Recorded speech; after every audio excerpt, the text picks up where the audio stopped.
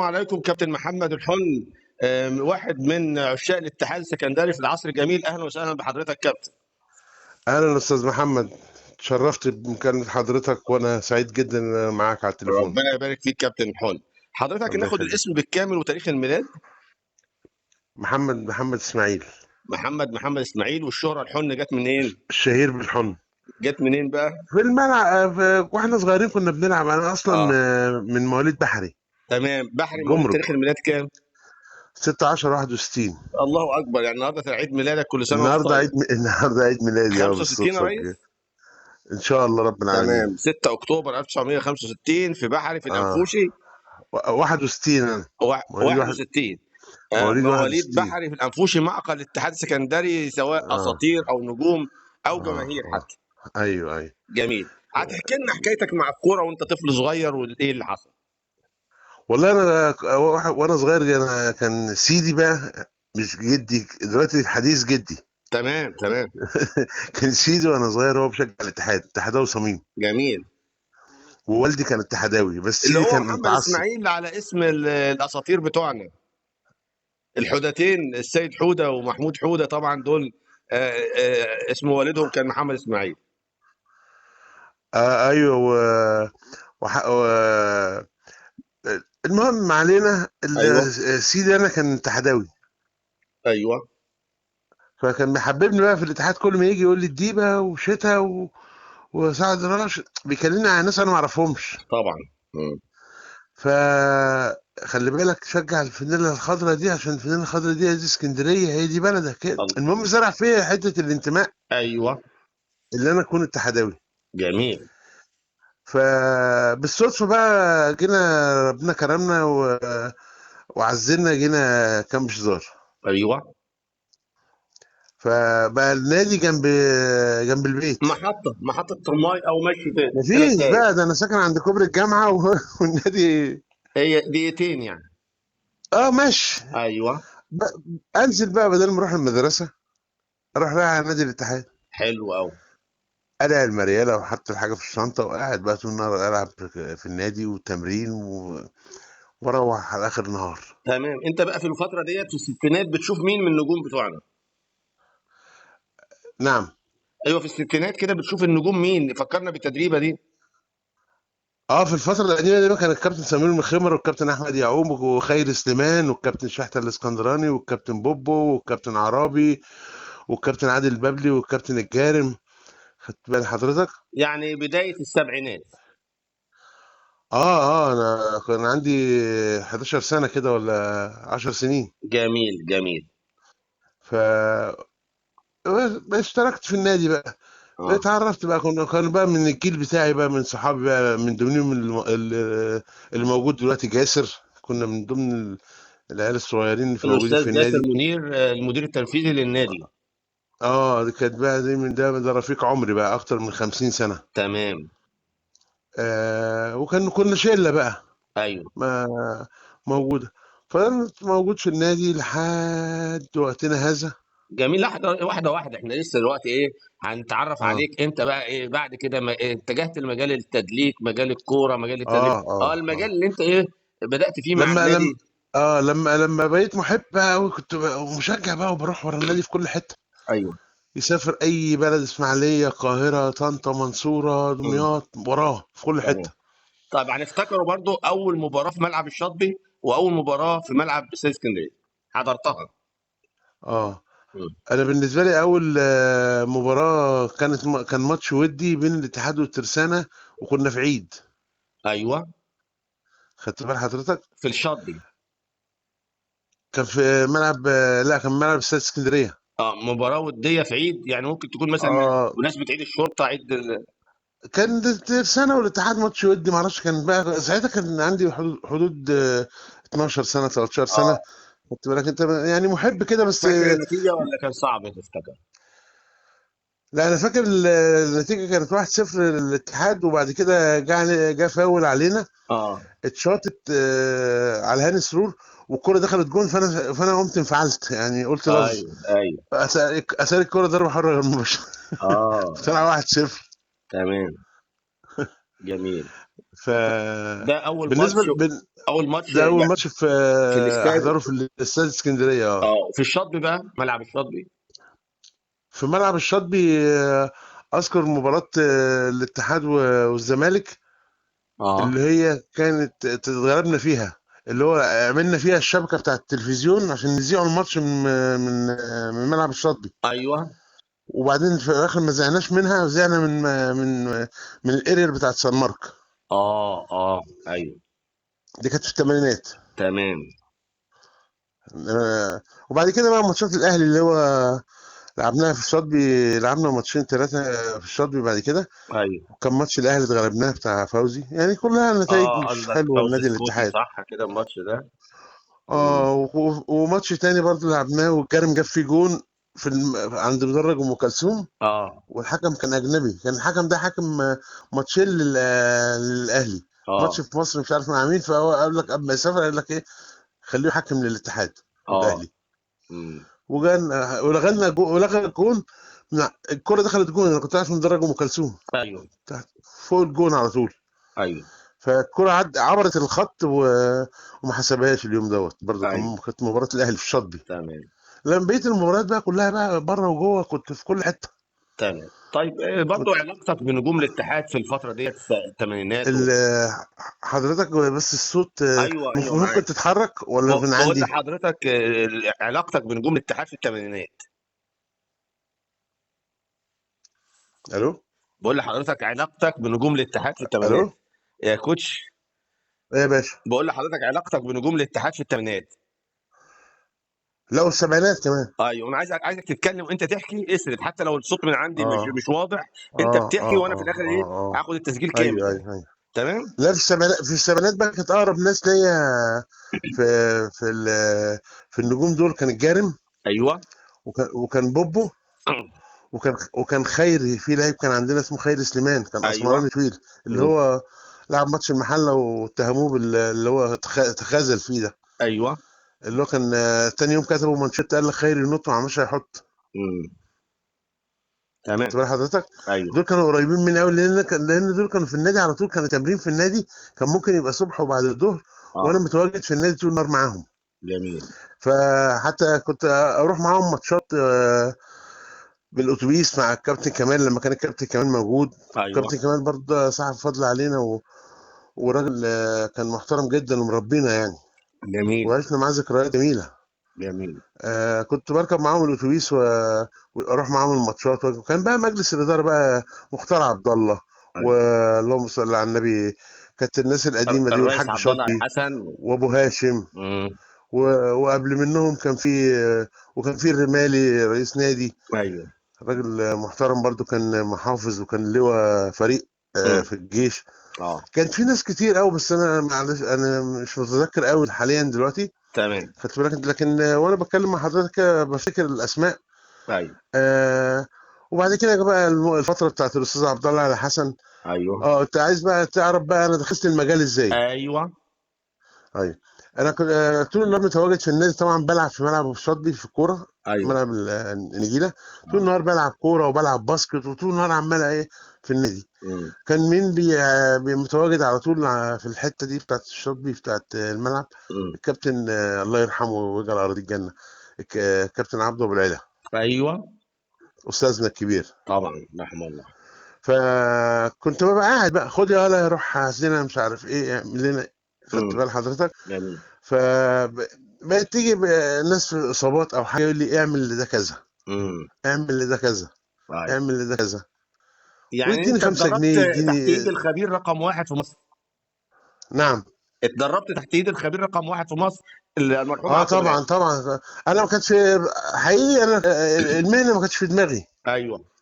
انا بقضي وقت كده وايه، وبلاقي لي 3 جنيه 5 جنيه مم. كوبايه شاي، مم. وبقضي يومي. تمام. ف حبيت المجال. بقى جميل يقول قوي. لي اعمل كذا اعمل كذا، بقى يشجعني يقول لي انت ايدك حلوه خلي بالك اعمل مم. كذا. طب الله ينور عليك، بس حاول بعد كده تعمل كذا تعمل كذا. فحبيت الموضوع. فجيت بعد كده سافرت السعوديه. ايوه. سافرت السعوديه، رحت الرياض، اشتغلت مع فرقه اسمها الرياض. ايوه. قعدت سنه وشويه ورجعت. ابتديت امارس المهنه هنا شويه شويه. جت في سنه 96 دخلت المجال مع الفريق الاول في عصر هدوكوتي. ايوه، بعد بوكير كان مدير هدوكوتي. فني هدوكوتي. فابتديت من هنا بقى. تمام. خدت بال حضرتك، رحت عامل دورات. ايوه. قلت اهل نفسي بقى، رحت عامل دورات في نقابه المهن الرياضيه تحت رعايه كليه التربيه الرياضيه، دكاتره واساتذه. تمام. اخدت 4 شهادات. وبعد كده عملت دورات تانية. المهم حصلت على 4 شهادات في الأول و3 بعد كده. حصلت لي على بتاع 220 ساعة كده. جميل. وبعد كده كملت اشتغلت مع الفريق الأول بقى من سنة 96 جميل. أو 7، يعني 97 بداية شغلي معاهم 97. تفتكر اهم المواقف الخاصه بشغلك كعلاج طبيعي مع اللعيبه؟ نعم. أهم مواقف إيه؟ في العلاج الطبيعي مع اللعيبه بقى، اصابات لعيبه الاتحاد. موقف يعني في الحدث حصل لنا. ايوه. كان عندنا لعيب اسمه كمال علي. ايوه، كان جاي من دمنهور. كمال علي دوت كنا مش عارف، مش متذكر معاهم مباراة ايه، وحصل له اصابه. قالوا له خد يا حن ننزل له تحت شويه شوفه ايه ده ماله ده، لانه عمال يصرخ ومش عارف يحط رجله على الارض. ايوه. خرجنا بيه، نزلنا تحت. المهم بصراحه ما اكدبش عليه، انا ما قدرتش اشخص. امم. فايه يا كمال، ايه وهو طبيعي خالص. فاتضح كمال عنده رباط اه. وقطع في الوتر من وتر اكيلس. تمام. ومصر ينزل يلعب. يقول لي خلاص انا مفيش حاجه، اشتغلت معاه تلج وكده، يلا بينا عشان نلعبه. يا دوبك طالعين على السلم راح واقع مني بصرخ. ايوه. ايوه. رحت اجري جبت الدكتور، نقلناه على المستشفى. طلع عنده وتر في قطع في الوتر بتاع اكيلس ده في الرجل من ورا. وكان عنده مش مش صليبي، شبه فك في الرباط. ما هنا الكشف فالمهم المبكر او التشخيص زي ما حضرتك بتقول كده بينفع برضه، ان انت بدل ما تتفاقم الاصابه. بتقول لحضرتك بس مش بقول سامع لحضرتك شويه. ان انت كشفت كشف مبكر او تشخيص مبكر للحاله، سامع. عشان الحاله قبل ما تتفاقم الاصابه بتاعتها يعني. معلش يا استاذ محمد، اتحرك بس انا مش سامع بقول خالص والله. لحضرتك كويس ان انت اكتشفتها مبكرا الاصابه يعني يا كوتش. الو. بقول لك كويس ان انت اكتشفت الاصابه مبكرا. الو. ايوه. بقول لحضرتك كويس ان انت اكتشفت الاصابه مبكرا يعني. كويس الاصابه ايه؟ ان اكتشفتها مبكرا التشخيص يعني. ان انت عرفت تحدد الاصابه. لا انا ما انا اقول لك انا شخصت الاصابه ابقى كداب. ايوه، انا يعني ده مع احنا كان الدكتور. ده بالمناسبه دي كان معانا لعيب جول اسمه، اللهم صل على النبي، عليه الصلاه والسلام. افتكر لك اسمه. كان جاي لنا من ناحيه كهرباء، اسمه عليه كده. كان عنده رباط صليبي والدكتور ما عرفش يشخصه. ايوه طبعا، الاشعاعات والكلام ده. اسمه العجاري او كان حارس مرمى. ايوه. افتكر لك اسمه دلوقتي. تمام. فالتشخيص دوت خدت بالك انت لازم يكون استاذ يعني، تمام. زي الاستاذ الكبير الدكتور احمد عبد العزيز. ايوه، بتاع المنتخب. ده مجرد ما بيحط ايده على الركبه بيعرف اللي فيه قطع ولا فيه رباط ولا فيه كده. امم. خدت بالك، مش اي دكتور يقدر يشخص على طول. هو طبعا مش دكتور. طبعا في المجال، بس ايه، في خبره كده. طيب حضرتك برضو الو. هتكلمنا عن الشخصيات اللي انت اشتغلت معاها او اللعيبه، يعني انا الو. طبعا كان لنا علاقه بكره السله، اكيد برضو اتكلم عن كره السله. الو. يا كابتن بقول لك علاقتك بكره السله، ونتكلم على كره السله. الو. يا كابتن محمد، بقول لحضرتك، الو. بقول لك السله، الباسكت. الو. انا معاك اهو والله. هي الصوت رايح خالص بقول من عندي. لحضرتك السله، نتكلم عن كره السله. كرة السلة دي عشق بقى بالنسبة لي ايوه. كان. ايوه. يعني انا ممكن ايه، في الصغر عشرت اكتر لعيبه السله اكتر من لعيبه الكوره، ايوه. وكنت وراهم في كل. انا وصلت كنت بروح احضر انا ونفرين 3 مباريات الباسكت في القاهره مع الزمالك او الاهلي او الجزيره امم. او هليوبلس او كده والشمس وكده. كنا بنبقى 3 4 تنفار. اه. خدت بال حضرتك. اه. رحمه الله عليهم بقى الناس اللي. ايوه. فبالنسبه لي دي كان عشق بقى. انا جميل. كنت بشجع السله، كنت بروح للكابتن مدحت ورده اشجعه لما كان بيلعب فوق روم لسه. ايوه. هو من ابناء الاتحاد، اه. بس كان بيلعب في الشركه، مش في ايوه. النادي. ايوه. كان بيلعب في شركه الكروم. صح. فكنت من ضمن الاشخاص اللي يعني كنا بتاع 4 5 امم. من النادي نروح نشجعه عشان احنا انا. كل بطولات الشركات كنا بنتفرج عليها في الدوره اه اه. كان عشان الكابتن مدحت كان قريب مني جدا جدا، اه. وكنت بخش بيته اه. وفي علاقه بينا جامده قوي، صداقه بينا خطيره يعني. جميل. بس هي بعد كده لما جت الانتخابات بقى ومش عارف ايه اه. ايوه. عكرت الموضوع شويه. طيب تفتكر لكن البطولات هو السله افرحنا بالسله؟ كتير كتير. اه. احنا احنا اول بطولاتنا في 80 احنا قعدنا 3 سنين ناخد الدوري، امم. خدت بال حضرتك، امم. وخدنا والكاس. اه. فسيطرنا على هو الباسكت طوال تمام في الثمانينات مصر. حوالي 6 7 سنين كاس ودوري ايوه. وعرب اه في وافريقيا. اول 3 سنين خدنا فيها بتاع 4 بطولات، ايوه. وسيطرنا على الباسكت تماما. تمام. خدت بال حضرتك. جميل. وكانش لسه الاستاد بقى فيه الناس ما كانتش واعيه شويه. كان ايه تلاقي مثلا في الاستاد بتاع 400 300 500 في اللي الصاله. هم المحبين جدا للباسكت. ايوه في الصاله. اه امم. اللي اللي حبب بقى الناس جامد في الباسكت دورة افريقيا، ايوه. اللي وصلتنا لوس انجلوس. ايوه.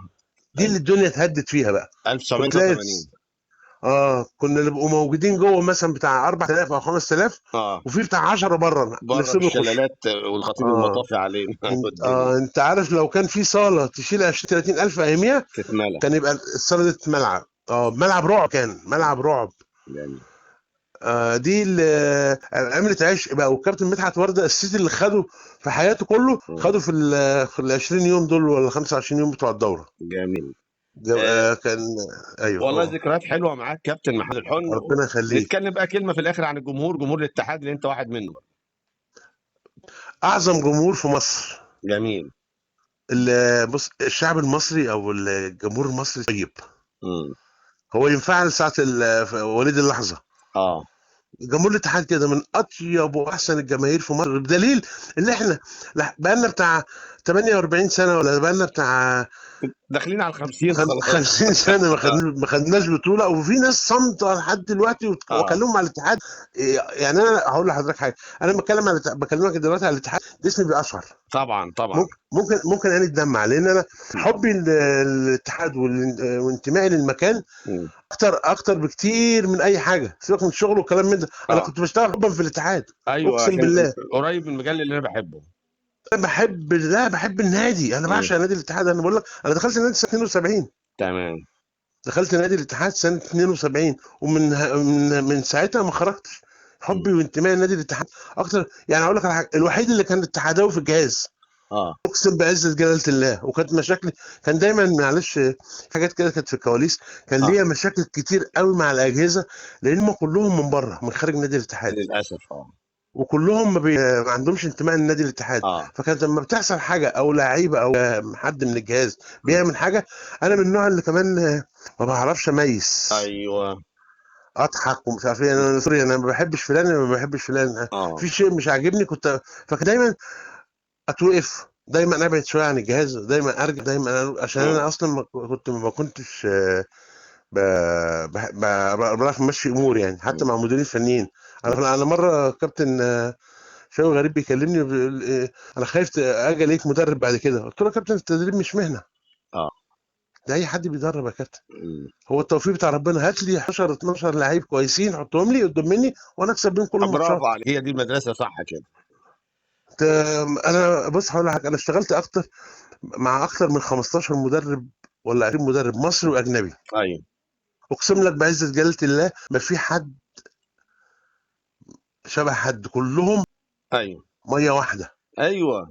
هم مش شبه بعضيهم، ومدارس مختلفه، لكن سياسه واحده. اه. هي اللي بتفرق يلا ايه؟ بينا. يكون عندك عظم الفريق كويس، حارس مرمى حلو، مدافع انا حلو، حضرتك لاعب وسط حلو، بس مهاجم حلو، خلصت. انا حط لي اتنين سوبر مع الفرقه دي. يعني ايوه. انا اتفرجت على ماتش الاتحاد والمقاولين اللي فات ده. اه. في 2 3 لعيبه قوامهم كويس جدا في الفريق، ايوه دول المحركين العشره. ايوه، ده الكلام. الواد الاسمر اللي حط الجون ايوه اكيد. ده قوام كويس جدا، وعيل على ما اعتقد، اللهم صل على النبي، باك يمين. اليادي، ابو بكر اليادي. وواحد مصري اسمه حاجه ابراهيم، ابراهيم. محمد ابراهيم، احمد ابراهيم، ده ناس الولد. كان بيلعب لعيب كويس جدا، بس الناس للاسف ممكن الناس ما تاخدش بالها منه، مم. وممكن الجهاز يبقى قاعد مش واخد باله منه. ايوه. انا هقول لك على موقف، يعني بس مش هذكر اسامي. اه انا كان موجود الاهلي في القاهره اه وبنلعب، وكان في لعيب في الاهلي اسمراني كده كان معروف قوي، اه مش عارف اسمه ايه، المهم. فانا ما اعرفوش، انا ما اعرفش لعيبه الاهلي الصراحه كلها، اه يعني في الملعب انا مش شاغل دماغي حد. فالمهم الواد ده ماسك اللعيبه بتاعت الاتحاد، بيقلب فيهم شمال ويمين، رايح جاي على الخط، رايح جاي رايح جاي. فيليكس ده ولا ايه؟ لا مش في العصر اللي بعده ده، قريب مم. من 12 15 سنه كده. ايوه. كان معروف، اسمه معروف. اه ف فكنت مدرب يعني حبيبي، يعني ليه علاقه. قلت له بقول لك، ما تكلم الراجل قول له يقفل شويه الحته اللي هناك ده، عشان قال لي مالناش دعوه مالناش دعوه. هو انا من اللي بتكلم فيه والله، بقول لهم يا جماعه هو انتوا قاعدين حوالين منه، ما حدش يقول له اعمل الغلطه ديت، صلح الغلطه دي. والله العظيم ثلاثه بقول لك، ممكن الجهاز يبقى قاعد مش واخد باله من لعيب كويس في الملعب. اه انا اسف في اللفظ، ممكن مشجع او محب يقعد بتتفرج، زي ما انت قلت قاري بتقشعر. قاري اه قاري الموقف، وشايف اللعيب ده كويس بيأدي، وشايف اللعيب ده ممكن، والجهاز الفني قاعد ولا على باله. جامد. مش كل الاجهزه الفنيه فنيه، مش كل لاعب كوره حضرتك صح يبقى مدير فني. صح. ده في عم ورداني ما لعبش كوره، الله يرحمه. بس كانوا خبيره في اكتشاف النجوم. عم ورداني كان بيقعد يلف الحواري وكده، بس للاسف كانت الدنيا كانت فقيره اياميها. اه عبده البقال ما كان بيساعد الاهلي اه في كل حاجه. جامد. لا هي الكوره، ذكريات جميله دي مع موهبه. الكابتن حن مدرب فريق الاتحاد السكندري، طبعا واحد من عشاق الاتحاد.